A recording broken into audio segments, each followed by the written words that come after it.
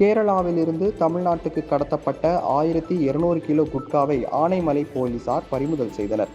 கோயம்புத்தூர் மாவட்டம் வால்பாறை அருகே தமிழகம் மற்றும் கேரளாவை இணைக்கும் மீனாட்சிபுரம் சாலை வழியாக தினசரி ஆயிரக்கணக்கான வாகனங்கள் சென்று வருகின்றன. இங்குள்ள சோதனை சாவடியில் ஆனைமலை போலீசார் நேற்றிரவு வாகன சோதனையில் ஈடுபட்டிருந்தனர். அப்போது கேரளாவிலிருந்து வந்த வாகனம் ஒன்றை போலீசார் தடுத்து நிறுத்திய போது அது நிற்காமல் சென்றது.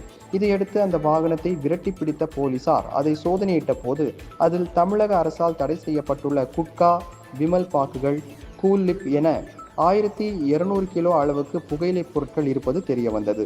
இதையடுத்து புகையிலை பொருட்களுடன் வாகனத்தை பறிமுதல் செய்த போலீசார் இது தொடர்பாக கேரள மாநிலம் திருச்சூர் மாவட்டத்தை சேர்ந்த ஓட்டுநர் முகமது சஃபீல் என்பவரை கைது செய்து விசாரணை மேற்கொண்டு வருகின்றனர்.